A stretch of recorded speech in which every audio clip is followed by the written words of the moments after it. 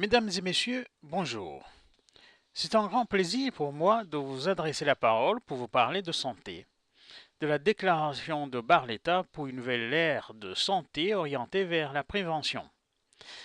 D'abord, Barletta, c'est quoi? Barletta est une ville italienne de plus de 90 000 habitants environ. Il est situé dans la province de Barletta-Andria-Trani, dans la région des Pouilles, dans l'Italie méridionale. C'est une ville bourgeoise et marchande au visage antique. Elle tient de la période antique, justement. Voilà pour l'histoire. On pourrait certainement dire beaucoup de bonnes choses. Cette belle et charmante ville, devenue maritime avec le temps, mais ce n'est pas l'objet de mon propos. Ce que je vais vous dire par contre est que cette ville a abrité en octobre 2014 une rencontre importante consacrée à la médecine préventive. Réunissant plusieurs des centaines de participants venant d'Italie et de certains autres pays européens, la rencontre est l'une des plus importantes tenues dans le domaine de la médecine cellulaire nutritionnelle et préventive au cours des 20 dernières années. En tant que participant à cette conférence et convaincu de l'utilité des propositions énoncées, je souhaiterais partager avec vous les idées les plus innovantes. Nous, les peuples du monde, avons la possibilité et la responsabilité de réduire et éliminer en grande partie les maladies qui hantent l'humanité depuis ses débuts, notamment les maladies cardiovasculaires et le cancer. C'est par ces mots que le docteur Matthias Rath a commencé un discours qui fera date dans l'histoire de la médecine naturelle moderne. S'adressant au public présent, le docteur Matthias Rath a prononcé un discours dans lequel il décrivit la base fondamentale d'un futur système de soins de santé basé sur la prévention. Exigeant que les puissants intérêts commerciaux arrêtent d'imposer le commerce avec la maladie sur les peuples du monde, le doctorat décrivit les stratégies uniques et impressionnantes qui permettront à l'humanité de se libérer du système dictatorial actuel dans le domaine des soins de santé. En septembre 2000, les Nations Unies proclamaient dans leur déclaration du millénaire qu'elles éradiqueraient dans les 15 ans, aujourd'hui donc, l'extrême pauvreté et la famine, réduiraient le taux de mortalité infantile, combattraient le VIH-Sida, le paludisme et d'autres maladies, etc. Force est de constater aujourd'hui que le résultat est un fiasco total. Lequel de ces 8 objectifs a été atteint? Aucun. Ça ne pouvait pas en être autrement, car l'éradication des maladies ne pouvait se faire dans les conditions d'investissement de l'industrie pharmaceutique telles qu'on peut le constater aujourd'hui.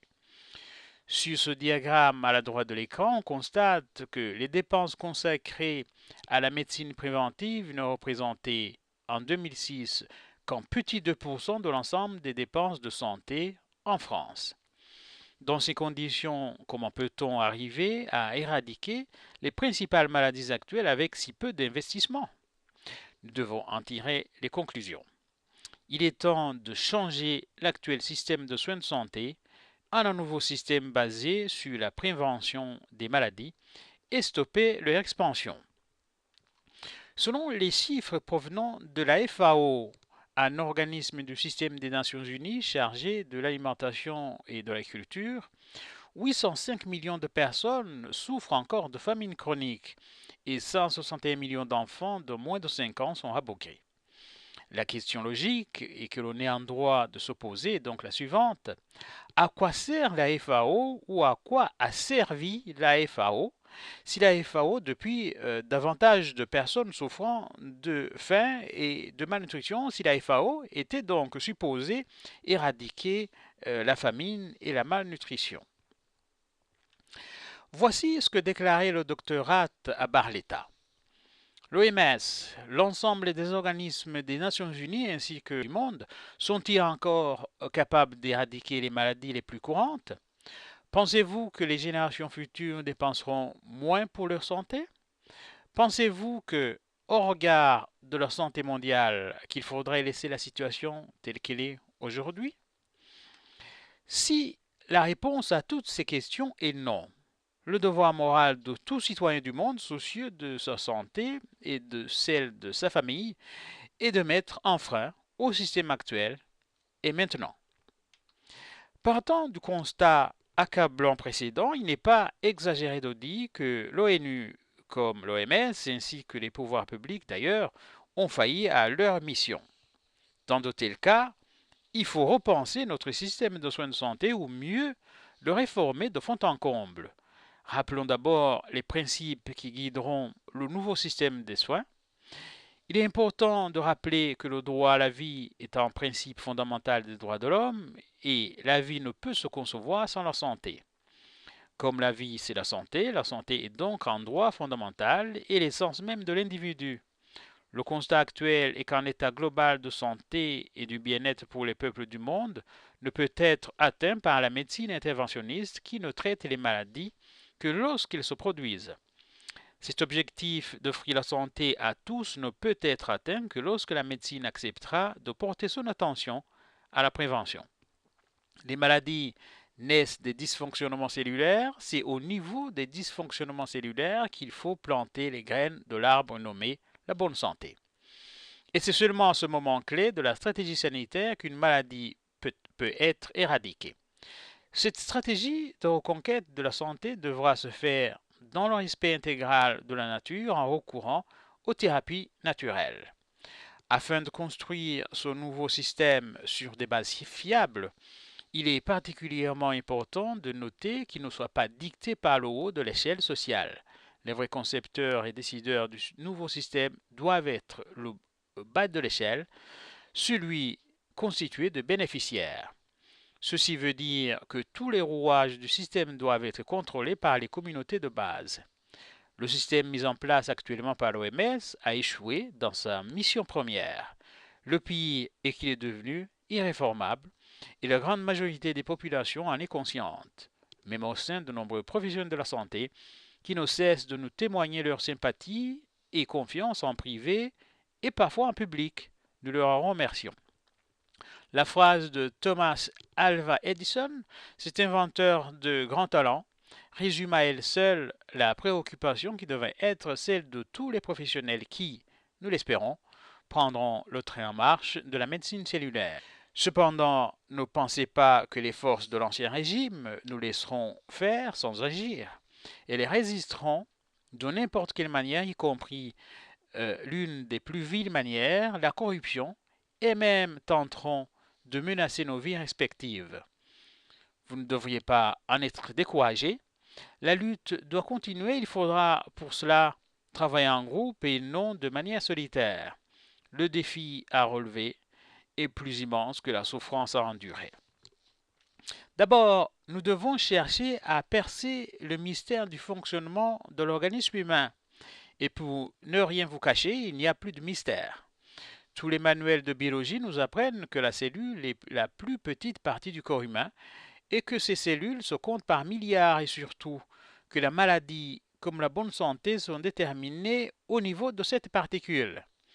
Deuxièmement, nous devons identifier les causes principales des maladies actuelles, celles en particulier qui font le plus de victimes, à savoir le cancer, le diabète et les maladies cardiovasculaires.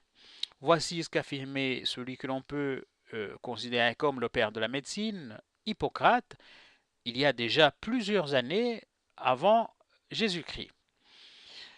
Lorsque quelqu'un désire obtenir la santé, je cite, et qu'il sollicite pour cela, il faut d'abord lui demander s'il est prêt à supprimer les causes de sa maladie. Alors seulement, s'il dit oui, il est possible de l'aider. Hippocrate, 460 avant Jésus-Christ, 377 avant Jésus-Christ. La médecine cellulaire nous apprend que la plupart de ces maladies sont causées par des dysfonctionnements au niveau de la cellule. Les vitamines, les minéraux, les oligoéléments et d'autres substances cellulaires sont de nature à résoudre ces dysfonctionnements. La nature nous l'explique si bien. Nos ancêtres ont vécu grâce aux plantes et fruits cultivés dans les jardins ou tout simplement ramassés dans la nature. Notre rôle est de copier cette nature si généreuse et surtout ne pas essayer de la détourner pour son usage personnel ou ses intérêts propres. La nature est un patrimoine de l'humanité, personne n'a le droit de s'en approprier l'usage. Enfin, Nous devons expliquer et former le peuple afin de lui faire prendre conscience des impasses actuelles, plus conscient des problèmes qui s'opposent et des solutions adoptées. Nous devons alphabétiser le peuple. Le mot alphabétiser le peuple va au-delà du simple fait de savoir lire et écrire. Nous avons le droit de lui expliquer ce que certaines forces cherchent à cacher, les enjeux du moment, en expliquer les tenants et les aboutissants. La première démarche consiste à expliquer et faire comprendre la cellule. La cellule est une unité autonome de fonctionnement du corps humain.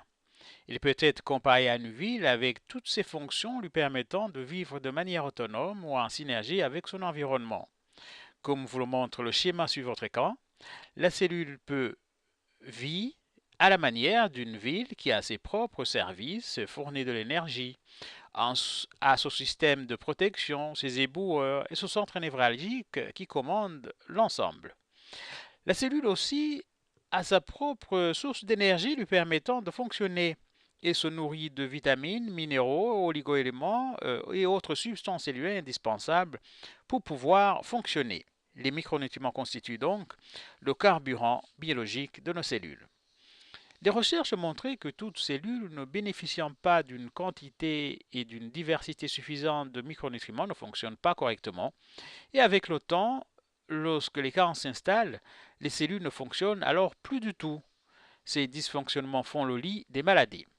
Comme le processus se réalise sur une longue période, il faudra autant, sinon plus de temps pour résoudre les carences vitaminiques constatées. Aujourd'hui, de nombreux problèmes chroniques ont été identifiés comme étant directement causés ou au moins associés à une déficience de micronutriments dans l'apport alimentaire. Ils comprennent des maladies les plus répandues comme l'artériosclérose, la cause sous-jacente de crises cardiaques et d'accidents vasculaires cérébraux, d'insuffisance cardiaque, d'arythmie, des problèmes cardiaques, des problèmes circulatoires, d'ostéoporose et beaucoup d'autres. Regardez bien ce groupe de scientifiques de renommée internationale. Certains parmi vous ne les connaissent peut-être pas. Vous en entendrez parler au cours des années et des décennies à venir. Il est composé de docteurs en médecine, de chercheurs, de biologistes, de chimistes. Ils sont regroupés autour du docteur Alexandre Anisviki au centre et travaillent depuis environ 3 décennies sur les thérapies naturelles comme moyen de prévention et d'éradication des maladies de civilisation. L'Institut de recherche du doctorat, basé en Californie, est le plus grand centre de recherche au monde sur les thérapies naturelles. Les vitamines ainsi que d'autres substances naturelles sont le garant d'un bon métabolisme et fonctionnement cellulaire. Les fruits et les légumes que nous mangeons doivent être cultivés biologiquement pour être efficaces. Pour une efficace prévention des maladies, la médecine cellulaire doit être complétée, bien sûr, par d'autres mesures de santé préventive, comme une vie saine, des moyens pour réduire le stress, avoir une eau et un air pur et d'autres mesures de santé publique. Comme je vous l'ai dit précédemment, la base scientifique des recherches de cet institut est de comprendre et identifier les causes les plus courantes de dysfonctionnement cellulaire, identifier les moyens susceptibles de résoudre les dysfonctionnements cellulaires, fruits, légumes et plantes de nos jardins. Je vous disais qu'aujourd'hui, de nombreux problèmes chroniques ont été identifiés comme étant directement causés ou au moins associés à une déficience de micronutriments dans l'apport alimentaire. Voici un exemple de l'artériosclérose. Regardez comment la paroi des vaisseaux artériels se comporte lorsqu'il manque de vitamine C et surtout les conséquences qui s'ensuivent, en particulier au niveau des organes clés du corps humain comme la pompe cardiaque et le cerveau. L'image en rouge au-dessus est celle d'une paroi artérielle presque en bonne santé. Lorsqu'une personne ne s'alimente pas correctement ou ne consomme pas ce qu'il faut pour consommer des substances cellulaires dont l'organisme a besoin, elle expose le corps à plusieurs carences en micronutriments. L'une des plus graves est la carence en vitamine C au niveau de la paroi artérielle. Lorsque cette carence se prolonge, la paroi cellulaire affiche quelques signes de faiblesse en se fissurant, exactement à la manière d'une terre argileuse en carence d'eau. L'organisme essaie alors de colmater les fissures par des dépôts graisseux. C'est ce qu'on appelle des dépôts d'athérome pouvant bloquer la circulation du sang dans les parties touchées. Lorsque les parties touchées sont les jambes ou les bras par exemple, ce n'est pas bien grave. Par contre, lorsqu'une artère principale proche du cœur ou du cerveau est touchée, la situation devient préoccupante. Le tuyau sanguin est bouché et ne laisse plus passer le sang, ou en laisse passer très peu. La partie du cœur ou du cerveau qui n'est plus irriguée pendant quelque temps s'assèche littéralement et l'organe s'arrête de fonctionner. L'accumulation des dépôts graisseux s'appelle artériosclérose. Les études scientifiques montrent les dépôts graisseux dans la paroi vasculaire qu'ils sont liés à une carence prolongée de vitamine C.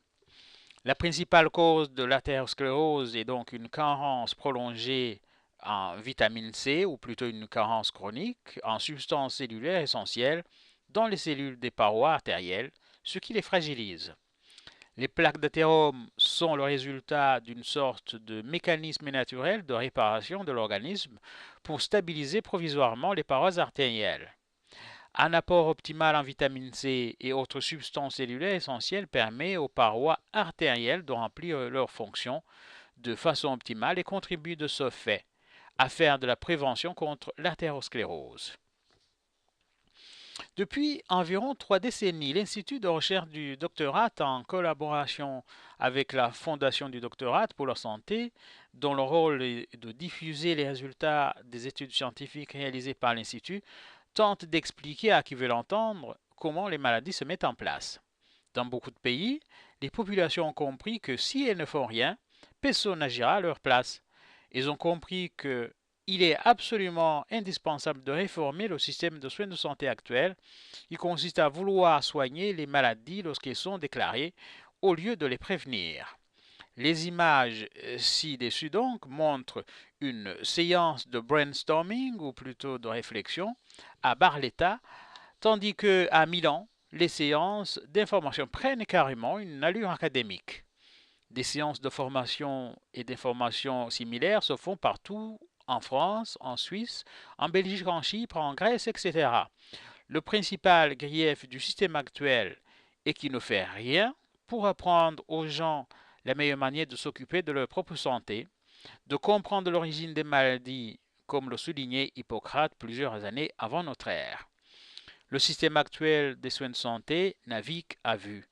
C'est comme si on pilotait un avion en bateau en ne faisant confiance qu'à ses yeux.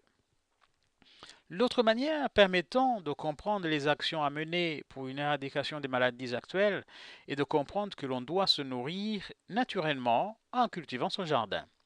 L'homme naît et grandit grâce aux aliments qu'il consomme, et ceci depuis des millénaires. Malheureusement, l'agriculture actuelle n'est plus ce qu'elle était il y a quelques décennies. Il s'est beaucoup appauvri. Même dans les grandes villes, on sent aujourd'hui le besoin d'entretenir leur propre jardin.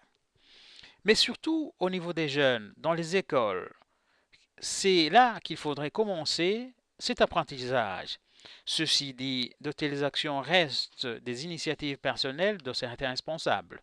Ce qu'il faut est une action communautaire citoyenne qui viserait à insérer dans les programmes pédagogiques des écoles, hautes écoles et universités des cours de formation en nutrition et nutrithérapie et une sensibilisation soutenue et permanente sur les dysfonctionnements cellulaires et leurs conséquences sur la santé.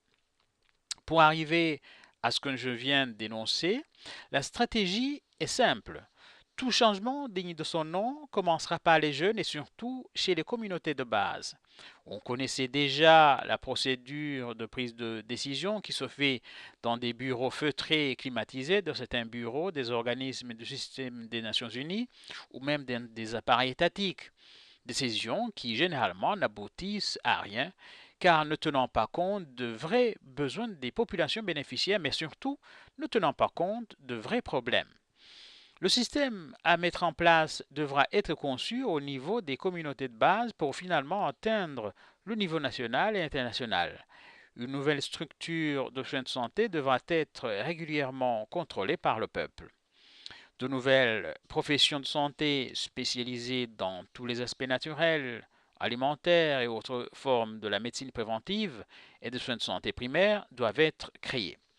C'est la seule manière par laquelle le monopole actuel sur les soins de santé contrôlé par les intérêts corporatifs peut être surmonté. Essayez de demander un jour à quelqu'un comment il prend soin de sa santé. Qu'est-ce qui n'a pas entendu la réaction suivante, pardon? Mon médecin s'occupe de ma santé, ou je suis bien portant, jusqu'au jour où on tombe malade, évidemment. Et c'est à partir de ce moment qu'on réalise les occasions ratées pour prendre soin de soi-même. La première étape à accomplir est donc de prendre conscience que rien n'est fait pour éviter les maladies dans le système actuel. La quête d'une meilleure santé est une démarche dynamique, responsable et permanente. Dynamique car il doit s'accomplir et s'adapter au temps et au monde qui change. Responsable car il ne faut pas penser qu'il y a des gens qui sont en train d'agir pour soi, qu'on doit dormir sur ses lauriers. Permanente car en matière de santé, c'est comme dans la vie d'une entreprise, l'immobilisme est une manière de reculer. Après la prise de conscience, il faut la seconde étape, celle de l'éducation.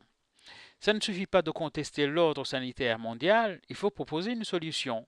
Alphabétiser les gens.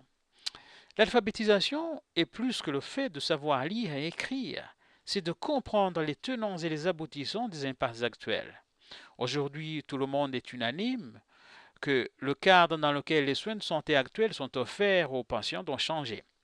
Certains pensent qu'il faut tout simplement réformer le système. Il est illusoire de penser que le système actuel peut se réformer de l'intérieur. Eh bien, le système est irréformable. Il faut le remplacer par les principes de la médecine cellulaire. Le monde sanitaire de demain sera ou ne sera pas selon qu'il est naturel ou pas. Toute autre solution intermédiaire est vouée à l'échec. Un tel système de formation permet, en plus d'être autonome, et s'auto-renforce. Et lorsque le système s'auto-renforce, il ne peut aboutir qu'à davantage de participation. Tout le monde y trouve son compte, sauf ceux qui ne veulent pas que vous sachiez ce que je viens de dire, c'est-à-dire les partisans du statu quo. On aboutira ainsi à un cercle vertueux consistant à mettre en place des centres de formation et d'information et d'échange d'expérience au niveau des communautés de base, et c'est précisément ici que les décisions doivent être prises. Au niveau des superstructures étatiques, les actions prises au niveau des communautés doivent aboutir à une redéfinition d'une nouvelle approche de santé. Enfin, au niveau mondial, la médecine cellulaire doit être la seule justification scientifique des actions à mener. Afin d'arriver à cet objectif, il faut donc deux conditions. La durabilité et l'auto-renforcement de la médecine cellulaire préventive et la nécessité d'une alphabétisation mondiale. Le fait que les éléments clés conduisant la santé du corps humain se trouvent dans les plantes peuvent essentiellement se développer partout, permet aussi la diffusion de ces connaissances dans le monde. La médecine nutritionnelle et cellulaire va au-delà du simple maintien de la santé, ce qui n'est déjà pas si mal, mais elle va jusqu'à la réduction des maladies et donc celle des coûts de soins de santé. La famine, la maladie et l'analphabétisme sont des outils incroyables de soumission et de domination des gens. La seule manière de vaincre ces maux est l'alphabétisation. L'alphabétisation va au-delà du simple fait de savoir lire et écrire. Elle vise surtout la compréhension du monde actuel. Et plus on comprend, moins on est manipulable. Et surtout, n'acceptez plus jamais qu'on vous dise que votre santé est une affaire de spécialistes, de médecins ou autres professionnels de la santé.